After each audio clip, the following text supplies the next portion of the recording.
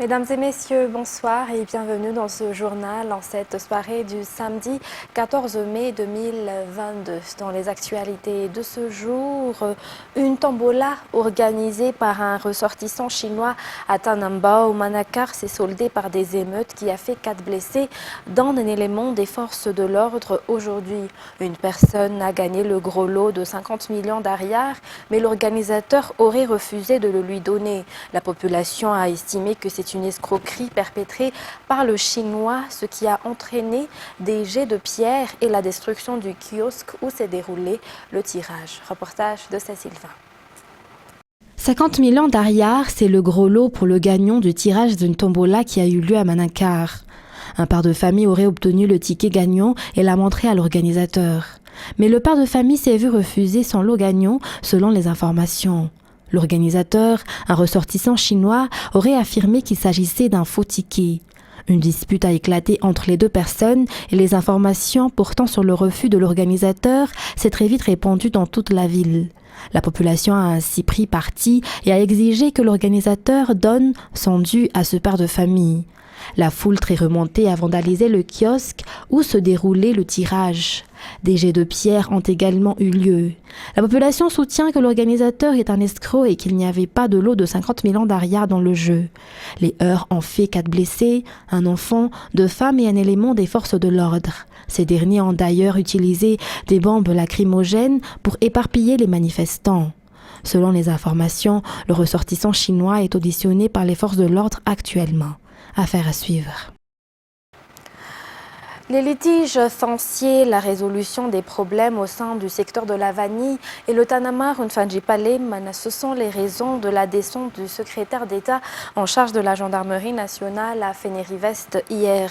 La mise en place d'une politique sécuritaire et d'un comité spécial pour protéger le secteur de la vanille dans la région Sava seront les premiers défis à relever cette année, selon ses dires. Mervoula Tsferen nous en dit plus. Les litiges fonciers sont à l'origine de l'insécurité des conflits dans la région Analans-Rouf.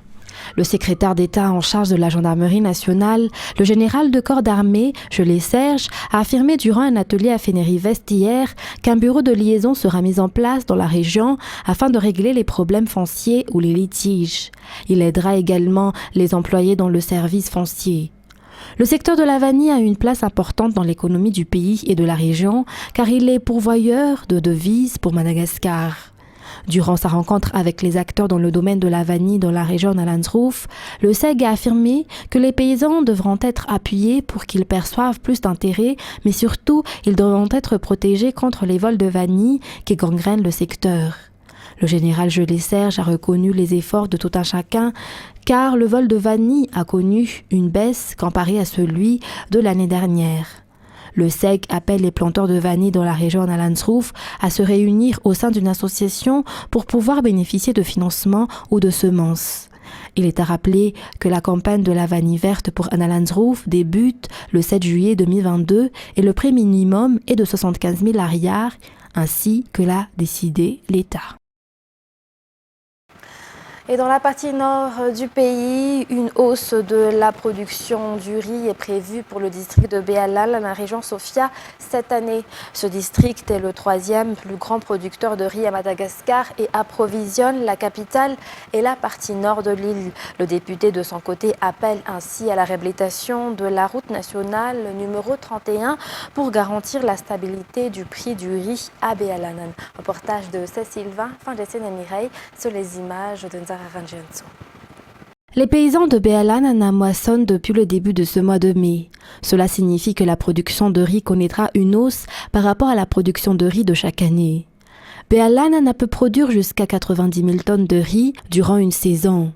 60% de cette production approvisionne la région Sofia et la partie nord. Le reste est acheminé vers d'autres régions. La circulation des produits reste pourtant un problème, selon les explications de la députée élue dans le district. La route nationale 31 figure parmi les routes les plus vétustes de la grande île, ce qui entraîne une hausse du prix du riz, mais aussi une réduction du nombre des collecteurs dans le district. Elle appelle ainsi à la réhabilitation de cette route. Outre le riz, Béalanan est connu pour sa production d'haricots et de canne à sucre.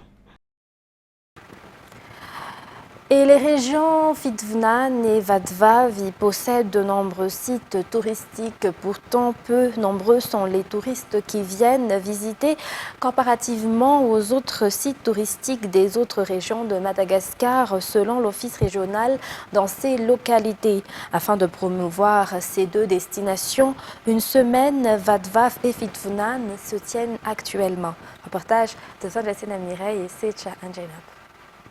Parmi les particularités touristiques des régions Vadvav et Fitvnan, l'existence de la ligne ferroviaire reliant Fenarantsu à Manakar ou FCE, une ligne dont le parcours offre une vue sur des magnifiques paysages de la grande île.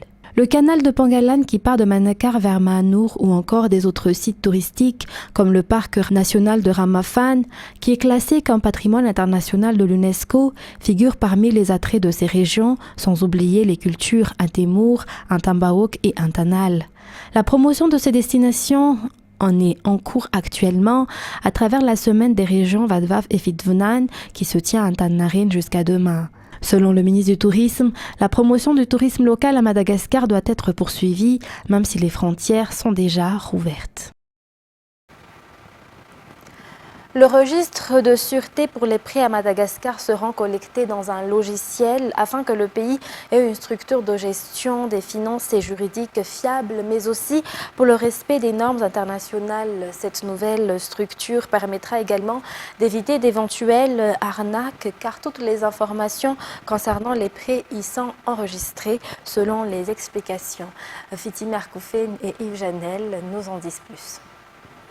Le registre de sûreté pour les prêts doivent suivre les avancées de la technologie afin que le pays ait une structure de gestion des finances plus fiable sur le plan économique, selon le ministre de la Justice. Cela a été fait afin d'améliorer le secteur des prêts, notamment pour éviter les va-et-vient, mais aussi pour le respect des normes internationaux. C'est la raison pour laquelle le registre de sûreté des prêts sera réformé et mis en place dans un logiciel selon les explications du chef de service Registre national des commerces et des sociétés au sein du ministère de la Justice. Toutes les informations sur les prêts seront enregistrées dans ce logiciel et même pour les assurances. Cela facilitera le travail des entreprises de finance et préviendra les arnaques. Les biens immobiliers et fonciers ne sont pas concernés par cela. Il s'agit d'un projet en collaboration avec la Banque mondiale à travers l'IFC ou International Finance Corporation. Le projet de logiciel a été mis à la connaissance du public hier à Ivanj à travers un atelier. Le logiciel est prévu être opérationnel vers le mois de novembre selon les explications. Parlons à présent astronomie. Les astronomes sont encore peu nombreux à Madagascar, qui est parmi les pays sur le continent africain qui possède l'un des plus grands radiotélescopes du monde, selon l'Association des astronomes de Madagascar. Il est ainsi important de promouvoir ce secteur afin que Madagascar ait des techniciens professionnels. Ainsi, une formation sur l'astronomie a eu lieu depuis hier à Mbulkanjan. Reportage de Aniane Martina. Madagascar n'a que 10 experts dans le domaine de l'astronomie, la science qui étudie l'univers au-delà de l'atmosphère terrestre. Seules 2 associations œuvrent pour l'astronomie dans le pays. Un chiffre très bas comparé aux autres pays dans le continent africain selon les explications. De ce fait, les professionnels de l'astronomie, les associations en collaboration avec les pays d'Afrique, comme le Sénégal, organisent des formations. 10 jeunes ont été choisis pour bénéficier de cette formation. Ces jeunes passeront à la pratique au mois de juin et septembre, selon toujours les explications. Le casting pour le concours de chant pour les filles dénommé F5 organisé par Viva a débuté aujourd'hui pour Antananarivo, un casting qui a connu une grande affluence à l'Arena Ivanj. Reportage. I heard that you settled down, that you found the girl and you're married now. I heard that your dreams came true. Guess she gave the things I didn't give to you. Plus de 550 jeunes filles ont participé au casting dans le cadre du concours de chant dénommé F5 organisé par Viva.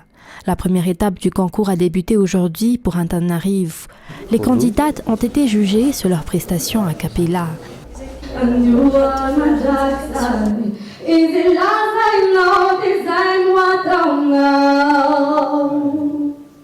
Bon nombre des participantes ont souhaité ce genre de concours depuis longtemps pour acquérir un niveau professionnel selon leurs témoignages. Les candidates qui ont été sélectionnées pour cette première étape passeront la finale demain.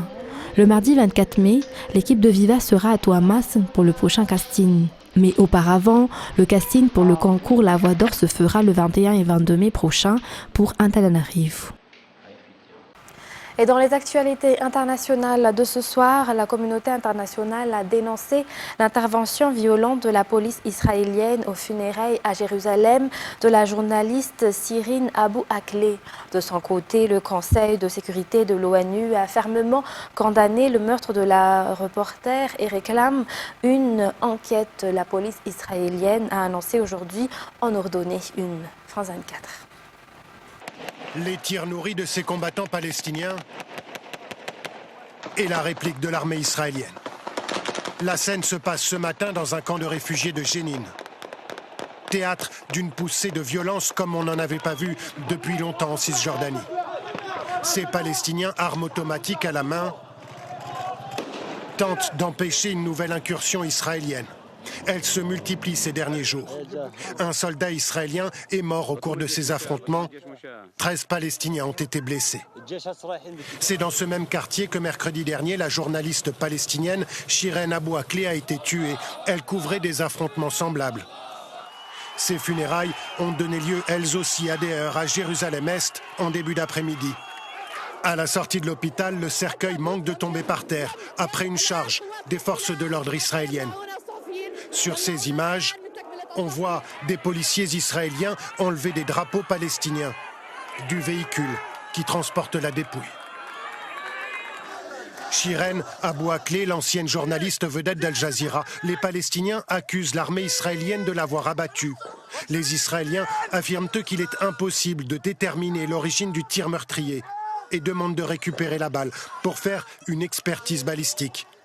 Les Palestiniens refusent de collaborer par manque de confiance, disent-ils. La journaliste, devenue une icône aux yeux de nombreux Palestiniens, ils étaient des milliers à l'accompagner aujourd'hui jusqu'au cimetière chrétien du Mont Sion pour un dernier hommage. Et lors d'un entretien téléphonique avec son homologue finlandais, le président russe a déploré le souhait de la Finlande d'intégrer l'OTAN.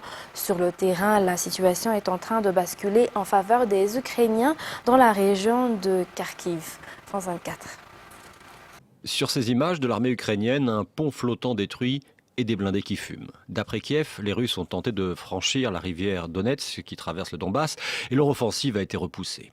Un échec confirmé par le ministère britannique de la Défense qui évoque de lourdes pertes subies par les Russes. Dans cette zone rendue difficile d'accès par la guerre, il semblerait que les combats soient particulièrement intenses près de Popasna.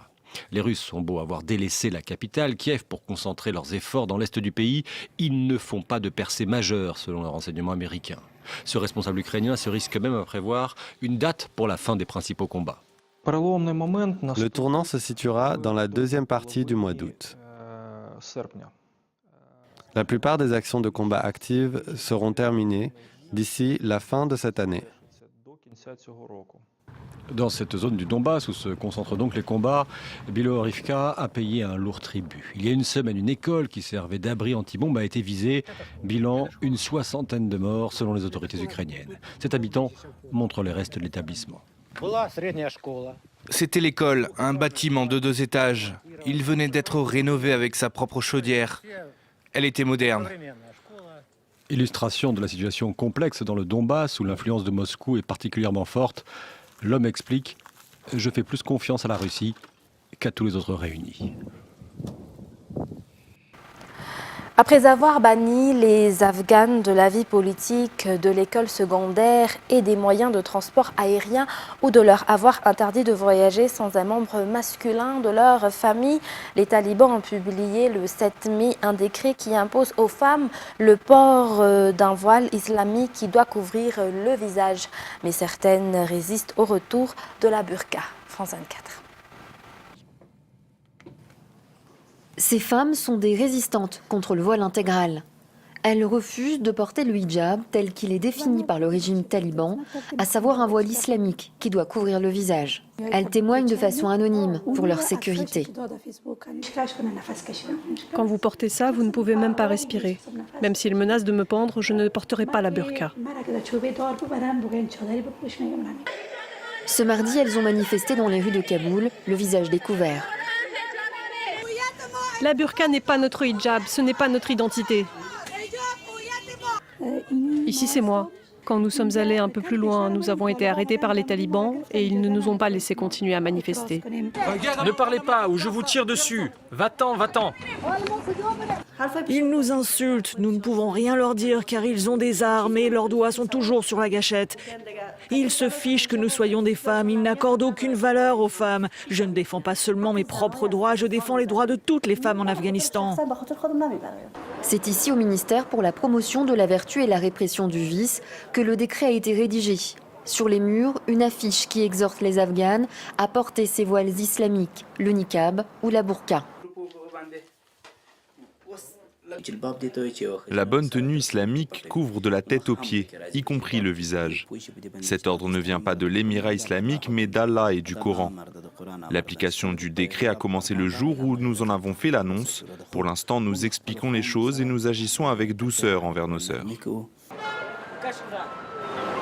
les rues de la capitale afghane, ici dans ce quartier central de Kaboul, on voit encore certaines femmes oser sortir sans se couvrir le visage.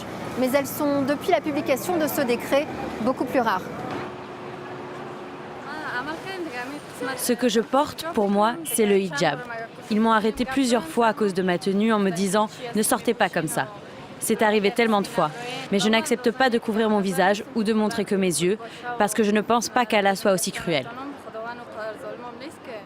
Nous sommes musulmanes, le hijab est obligatoire. Aux femmes qui ne se couvrent pas le visage, je voudrais faire passer ce message. Vous devez suivre la charia et accepter ce décret.